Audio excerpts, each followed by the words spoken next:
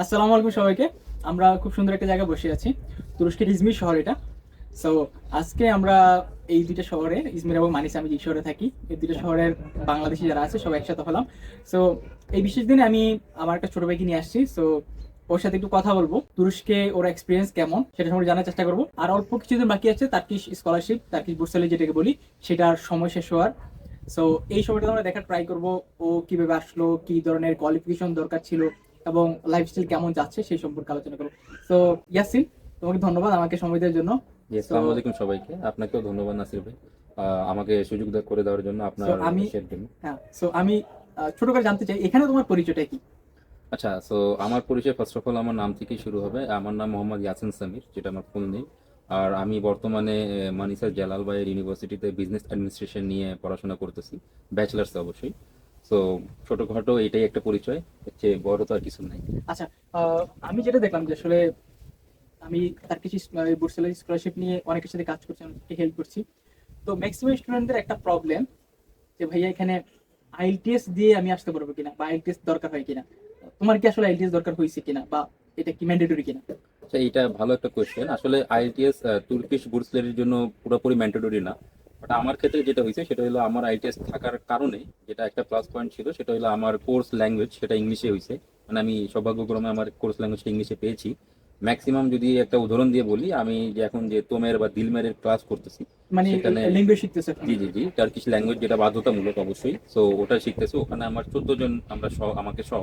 তো 13 জনেরই course medium of instruction হলো টার্কিশে, শুধুমাত্র আমার একলা ইংলিশে। তো ওরা আবার অনেক সময় বলে যে তোর একটা ভালো দিক এটা, যে তুমি ইংলিশে পারছো, তোমার ওই পরীক্ষার সময় পরবর্তীতে টার্কিশ ল্যাঙ্গুয়েজ নিয়ে প্রবলেম হবে। তো ওই একটা কারণে আর কি আমি মনে করি যে আইএলটিএসটা আমার কাজে লাগছে। এছাড়া ম্যান্ডেটরি না। তবে আপনি আসলে তখন আপনাকে তুরস্ক ভাষায় একটু পড়াশোনা করতে হবে এই। তো ভাইয়া, আমি যতটুকু জানি যে এখানে আইএলটিএস দিয়ে আসা অথবা ইংলিশ কোর্স করার অপরচুনিটি খুবই কম, এটা কি আসলেই সত্য কিনা? জি, অবশ্যই এটা অনেক সত্য। আমি যখন অ্যাপ্লাই করছিলাম তখন আমিও অনেক বেশি এটা নিয়ে রিসার্চ করছিলাম, কারণ আমার বেসিক্যালি আমি আইএলটিএস পড়ছি, ইংলিশ পড়ছি এত বছর ধরে। তো আমারও মনে একটা ছিল যে আমি গেলে কোর্স ইংলিশে করব। তো বাট যখন জানতে পারি যে এখানে ম্যাক্সিমাম কোর্স হলো তুরস্কে ভাষায় বা টার্কিশ টার্কিশ। ভাষায়, সো ওর পর আমি একটু মনটা ছোট হয়। বাট তাও আমি চেষ্টা করি, আমি 12টা ইউনিভার্সিটি সিলেক্ট করতে হয়। তো আমি ম্যাক্সিমাম, আমার কপাল ভালো ছিল আপনারা বলতে পারেন, আমি ইংলিশ মানে মিডিয়াম তারা দিছিল, আমি সিলেক্ট করেছিলাম। তো পরে ভাগ্যক্রমে ইংলিশ পাইছি, বাট আসলে ইংলিশের স্কোপটা অনেক বেশি কম। মেইন প্রবলেম যেটা ছিল, সবার সবচেয়ে বেশি প্রশ্ন ছিল, এটা আমি শেষ করলাম। সো বেসিক কি রিকোয়ারমেন্ট দরকার হয় এই স্কলারশিপটার জন্য অ্যাপ্লাই করার জন্য? তো এইটা আপনার, আমি যতটুকু আমার এক্সপিরিয়েন্স থেকে আমি বলতেছি আপনাদেরকে, আপনারা আরো ভালো করে টিবিবিএস ওয়েবসাইট, যেটা টার্কিশ বুর্সলেরির অফিসিয়াল, ওখানে আরো ভালো করে পাবেন। বাট আমি যতটুকু জানি সেটা হলো, আমার ক্ষেত্রে যেটা ছিল হলো শুধু তোমার এসএসসি। জি তোমার ব্যাচেলরের কি জি কি জি জি রিকোয়ারমেন্ট? এসএসসি আর এইচএসসি দুইটা মিলিয়ে আপনার 75% এটার উপরে থাকতে হবে আপনার একাডেমিক রেজাল্ট। আর আমি যতটুকু মনে করি ওটা আপনার 50% স্কলারশিপের উপর ডিপেন্ড করে, আর বাকি 50% আপনার ইমেল পাওয়ার পর আপনি যখন ইন্টারভিউ দিতে যাবেন, তখন অ্যাজ এ স্টুডেন্ট আপনি কত সুন্দর করে কমিউনিকেট করতে পারেন, যেমনটা আমার সাথে হয়েছিল। আমার একটা 20 মিনিটস লং একটা ইন্টারভিউ নিয়েছিল তারা, পুরোপুরি ইংলিশে, যে কেন যাচ্ছ। আর সবচেয়ে মজার যেটা, যেটা একদম কমন একটা কোয়েশ্চেন আপনাদেরকে করবে যারা ভবিষ্যতে আসবেন। সো একটা কমন কোয়েশ্চেন যেটা ছিল যে, বাংলাদেশে এত ইউনিভার্সিটি থাকতে কেন তুরস্কে তুরস্কে ইউনিভার্সিটি পড়তে যাচ্ছ। অ্যাপ্লাই করার সময় সম্ভবত এসপির জন্য যে প্রশ্নগুলো থাকে, সেখানেও একটা প্রশ্ন থেকে যে আপনি কেন জি জি জি তুরস্কে আসতে যাচ্ছেন, তাই জি না? অবশ্যই, যে সো একটা মোটিভেশন লেটার, একটা স্টেটমেন্ট অফ পারপাস যেটাকে আমরা বলি, এই দুইটা ঘর থাকে, ওখানে আমাদেরকে লিখতে হয় স্পষ্টভাবে যে কেন আমরা পড়তে যাচ্ছি আর কি। সো কেউ যদি ওইখানে এই প্রশ্ন উত্তরে সুন্দর করে দিতে পারেন, জাস্ট ওইটাই মনে রাখবেন এবং ওইটা একটু রিভিশন দিয়ে যাবেন। আপনি যদি ভাইবার জন্য সিলেক্ট হন, সো খুব খুব ভালো কাজ করবে এটা।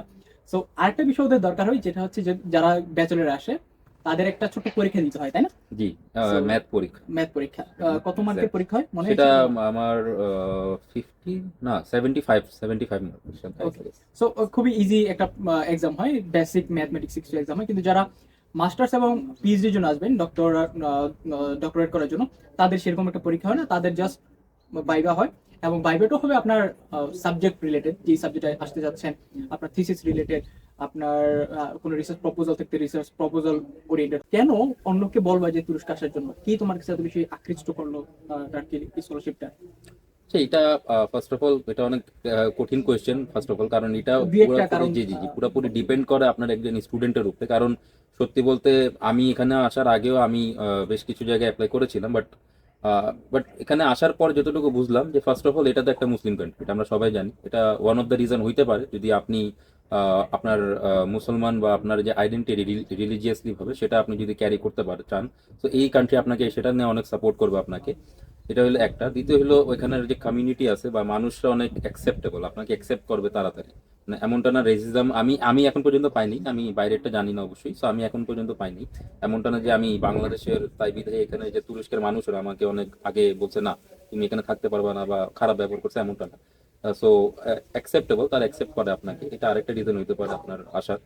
আর বাকি অবশ্যই আপনি যদি গুগলে দেখেন বা এআই আছে এখন, তুরস্কের সার্টিফিকেট বা এডুকেশনাল যে ভ্যালিউ সেটাও অনেক বেশি কম্প্যারিটিভলি টু আমাদের কান্ট্রি, বা আপনি যদি আশেপাশের সাউথ এশিয়ার আরো কোনো কান্ট্রিতে যান ওটা থেকে কম্প্যারিটিভলি তুরস্কের হিসেব অনেক বেশি। আর অন দ্য আদার হ্যান্ড বুর্সলির যে ব্যাপারটা যদি স্পেসিফিকলি এটার ব্যাপারে বলতে চাই, তো এটা তো ধরেন আপনি ফুললি ফান্ডেড একটি পাচ্ছেন, আপনি মান্থলি স্টাইপেন্ড পাচ্ছেন, আপনি ফ্রিতে থাকতে থাকতে পারবেন, ফ্রিতে তুরস্ক এক্সপ্লোর করতে পারবেন, আপনার নিজস্ব কোনো টাকা লাগতেছে না। সো ভাইয়া, তোমাকে যে স্টাইপেন্ডটা দিচ্ছে, ওদের তো এখানে এডুকেশনাল ফ্রি, থাকা ফ্রি, অ্যাকোমোডেশন এবং খাবারেরও ভালো একটা অংশ ফ্রি, বিশেষ করে সকাল এবং রাতের খাবার ফ্রি, এবং তোমার লাঞ্চও প্রায় 80% মতো ফ্রি দিচ্ছে বা ডিসকাউন্টেড হচ্ছে। সো তোমাকে এক্সট্রা যেই স্টাইপেন্ড অর্থাৎ স্কলারশিপের যে টাকাটা দিচ্ছে, সেটা কি তোমার ডেইলি লাইফ কভার করার মতো হয়ে যায় কিনা, বা তুমি কি ওই টাকা দিয়ে ধরো 2-3 মাস পর পর তুরস্কে একটা শহরে ঘোরার মতো অ্যাবিলিটি হয় কিনা বা থাকে কিনা? এটা বেসিক্যালি ডিপেন্ড, এটা আবারও সেম, যেটা ডিপেন্ড করে একটা মানুষ তার নিজের উপরে, সে কিভাবে নিজের বাজেট আপনার করে। সো ধরেন আমি যদি আমার উদাহরণ দিই, আমার প্রত্যেক মাসে ধরেন আমার ডরমিটরি থেকে ইউনিভার্সিটি যেতে প্রায় প্রায় 500 থেকে 600 লিরা লাগে। এছাড়া প্রত্যেক, যেমন নাসির ভাই বললো, প্রত্যেক দিন আপনার লাঞ্চের যে ব্যাপারটা, আর 80% ফ্রি থাকলেও আমাদের কিছু লাঞ্চের একটা পে করতে হয়। সো এটা নিয়ে একটা বাজেট আলাদা করে রাখতে হয়। সো ধরেন যতটুকু মান্থলি স্টাইপেন্ড আমরা পাই ওটা থেকে 50 থেকে 60% আপনাকে পুরো মাসে আপনার খরচ খরচ আছে। হয়ে যাচ্ছে, জি, মানে খরচ এটা আছে। বেসিক কস্ট জি, জি, দরকারই বেসিক হচ্ছে। কস্ট ওটা আছে। এরপর বাকি আপনি যদি অনেক হাই ফাই, অনেক লাক্সারিয়াস ভাবে আপনি লাইফ স্টাইল না চান, তাহলে আই গেস আপনি কিছু টাকা সেভ করে 2-3 মাস পর পর কোনো একটা শহরে যাইতে পারেন। আই হোপ ওটা বেসিক্যালি পসিবল। বেসিক্যালি যদি আমরা বাংলাদেশের সাথে কম্পেয়ার করি, বাংলাদেশে তোমার স্টুডেন্ট লাইফ যেভাবে লিড করলাম, তো সেরকম স্টুডেন্ট লাইফ যদি এখানে লিড করতে চাও, তাতে কি তোমার হাতে টাকা থাকে? বাংলাদেশের অবশ্যই হ্যাঁ, এটা পসিবল যদি আমরা বাংলাদেশের মতোই করি, অবশ্যই পসিবল। কাহিনী আছে, বাট এখানে একটা কাহিনী যে এখানে একটু বেশি সেভ করা সম্ভব, কারণ বাংলাদেশে আমাদের একটা ফ্রেন্ড সার্কেল হয়। তো ধরেন ফ্রেন্ড সার্কেলের সাথে বের হলেই আপনার একটা ভালো টাকা খরচ খরচ আছে। হয়ে যায়। তো ওই দিক থেকে আমি মনে করি যে এখানে সেভ করাটা একটু সহজ, আপনি পারবেন যদি চান। ওকে, সো আমি যতটুকু এখানে এক্সপিরিয়েন্স করলাম, যেটা হচ্ছে এখানের খাবার দাবার অনেকটা চেঞ্জ, বাংলাদেশের মতো না, এবং ওরা ইউরোপিয়ান স্টাইলে খাওয়া দাওয়া করে। সো এখানে খাবার দাবার ম্যাক্সিমামই হালাল খাবার, আমি হারাম খাবার এখন পর্যন্ত দেখিনি। সো খাবারের টেস্ট তোমার কাছে কেমন মনে হয়? বাংলাদেশ থেকে এসে কি একটা নতুন ছাত্র বা নতুন শিক্ষার্থী এসে কি বড় একটা ধাক্কা খাবে, নাকি সে অ্যাডজাস্ট হওয়ার মতো আহ, খাবার দাবার আছে এখানে? এটা একদম রিয়েলিস্টিক একটা আনসার দিব আমি, যেটা হলো আমি যদি নিজের এক্সাম্পল দিই, আমার প্রথম 3 মাস অনেক বেশি কষ্ট হয়েছিল। আর টেস্ট বাড বলে একটা ব্যাপার আছে, আমি কিন্তু আবার আমার একটা আছে যে, যেমন নাসির ভাই আমার সাথেই থাকেন, উনি আমার দেখছেন, উনি এক্সপিরিয়েন্সও করছেন যে আমি আবার মোটামুটি সবই খাইতে পারি, আমার খাওয়া নিয়ে কোনো হয়নি। বাট এখানে আসার পর যেহেতু স্পাইস কম, এরা তুরস্কে লবণ তেমন একটা খায় না, ঝাল আপনি পাবেন ঝালও না, খায় না। ঝালও খায় না। তো এই কারণে টেস্ট বাট চেঞ্জ হতে একটু সময় লাগছে, বাট হ্যাঁ গ্র্যাজুয়ালি এখন অভ্যাস হয়ে গেছে। এখন আমি আলহামদুলিল্লাহ যা পাই তাই খাই, সমস্যা নেই। বাট যদি আপনার টেস্ট বাট চেঞ্জ হতে একটু সময় নেয়, তাহলে এটা অবশ্যই আপনার উপর ডিপেন্ড করে। ওকে ভাইয়া, সো তুমি যেটা বললা যে বেসিক রিকোয়ারমেন্ট একটা রেজাল্ট দরকার হয়, কোনো ল্যাঙ্গুয়েজ রিকোয়ারমেন্ট দরকার হয় না, এবং এখানে একটা বাইবা হয় এবং ছোট একটা এক্সাম হয়। সো এই সব কিছুর বাইরে স্কলারশিপ পেতে হলে বা স্কলারশিপ যারা পায়, তাদের এক্সট্রা কি ধরনের অ্যাক্টিভিটিস থাকে, কি ধরনের কোয়ালিটিস থাকে, যে বেসিক কোয়ালিটিস এর বাইরেও এই সকল কোয়ালিটিস গুলো তাকে বেনিফিট অ্যাড করে? এটা টোটালি ডিপেন্ড করে। আমি যতটুকু আমি নিজের এক্সপিরিয়েন্স থেকে বলবো, আর তাছাড়া আমি যতটুকু দেখছি, মানে আমার আসার আগে আমি যতটুকু রিসার্চ করছিলাম, যদি আপনার অ্যাডিশনাল কো কারিকুলার অ্যাক্টিভিটিস যেটা আমরা বলি সেটা যদি থাকে, তাহলে আপনার অনেক বেশি আমি বলতে পারি এটা একটা আপনার প্লাস পয়েন্ট। প্লাস পয়েন্ট আমরা বলতে পারি ওটাকে। যেমন আমার ছিল, আমি একটা প্রতিষ্ঠানে, নন গভর্নমেন্ট অর্গানাইজেশন, আমেরিকা ভিত্তিক, 6-7 বছর ওখানে ভলেন্টারিং করছি। তো এই কারণে যেটা হয়েছে যে ভলেন্টারিং করছি, এর কারণে যে আমার প্লাস পয়েন্ট তা না, ওটার কারণ হলো Evaluate জি করছে এটা। জি জি জি, ওটার কারণে আমার যে কমিউনিকেশন স্কিলটা বাড়ছে সেটা হলো মেন পয়েন্ট। যে আমি ধরেন যখন আপনি যদি কেউ আমরা আপনারা ভবিষ্যতে কেউ স্কলারশিপ পান, আপনারা অবশ্যই বুঝবেন বা যারা পেয়েছেন, তো আপনাকে এমবেসিতে অনেকবার যেতে হবে, 2 3 4 5 বার। তো এখানে যেটা হয় যে অনেকে ভয় পেয়ে যায় যে একলা একলা আমি এমবিসি যাব। এমবিসি কিন্তু মানে সবাই ভাবে এমবিসি অনেক বড় একটা জায়গা, বাট না। আপনি যদি কথা বলতে পারেন তাহলে আই গেস আপনার কোনো প্রবলেম হবে না। তো ওই একটা জিনিস আপনার লাগবে, কমিউনিকেশন স্কিল। তারপর আপনি নিজেকে এক্সপ্রেস যেমনি করতে পারেন সেম, যে আপনি আপনার গোলটা ঠিক রাখতে হবে যে আপনি কেন যাচ্ছেন, কি করবেন, বাংলাদেশে ফিরবেন কি না, এইসব জিনিস আর কি। তো এইগুলো জিনিস যদি আপনি এক্সপ্রেস করতে পারেন তাহলে আই গেস আপনার হয়ে যাবে। আর কো কারিকুলার অ্যাক্টিভিটিস থাকলে এটা প্লাস পয়েন্ট, না থাকলেও যে আপনি পাবেন না এমনটা না, বাট ওটা থাকলে আপনার অন্যদের তুলনায় আপনার প্রোফাইলটা একটু ভারী হয়ে যায় আর কি। সো ভাইয়া, তুমি তো গত বছর স্কলারশিপ পেয়েছো, সো তুমি কয়টা এক্সট্রা কোকারিকুলার অ্যাক্টিভিটিস এর সার্টিফিকেট অথবা ডকুমেন্টেশন দেখিয়েছিলা?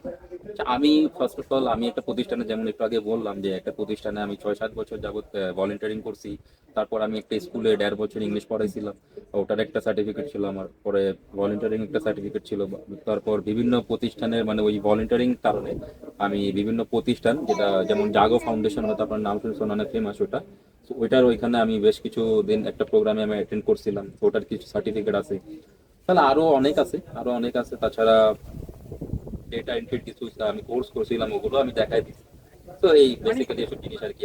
বেসিক্যালি যদি আমি এখন তোমাকে সামারাইজ করি, তাহলে যারা এবার অ্যাপ্লাই করবে তাদেরকে একটা কথা বলবো যে আপনার যত কিছু আছে, ছোট ছোট কোনো ভলান্টিয়ার অ্যাক্টিভিটি করলেন, কোনো পুরস্কার পেয়েছেন, কোথাও কোনো আপনার সার্টিফিকেশন আছে, এভরিথিং আপনি এখানে আপলোড করবেন, যাতে তারা বুঝতে পারে আপনি শুধু রেজাল্টই করেন নাই, আপনি জিপিএ ফাইভের মধ্যে 4.5 পান নাই শুধু, বা 5/5 শুধু পান নাই, এছাড়া আপনি কিছু এক্সট্রা কারিকুলার অ্যাক্টিভিটিস করেছেন, আপনার কিছু ট্রেনিং করা আছে, কিছু স্কলারশিপ, বিভিন্ন জায়গা থেকে যদি কোনো স্কলারশিপ পেয়ে থাকেন, ছোট ছোট স্কলারশিপ অনেকে পেয়ে থাকে, ওগুলো যদি পেয়ে থাকেন, সো ওইগুলো আপনাকে খুব ভালো বেটার করবে। সো যারা এখনো ভাবছেন যে অ্যাপ্লাই করবো কি করবো না, এখন অ্যাপ্লাই করে ফেলতে পারেন, কারণ 20 তারিখ পর্যন্ত লাস্ট ডেট, ফেব্রুয়ারি 20 তারিখ পর্যন্ত লাস্ট ডেট আছে, আপনি চাইলেই খুব দ্রুত অ্যাপ্লাই করতে পারেন, তাই না? জি সো অবশ্যই। সো ভাইয়া, তোমাকে অনেক ধন্যবাদ, অনেকক্ষণ সময় দিয়েছো আমাকে।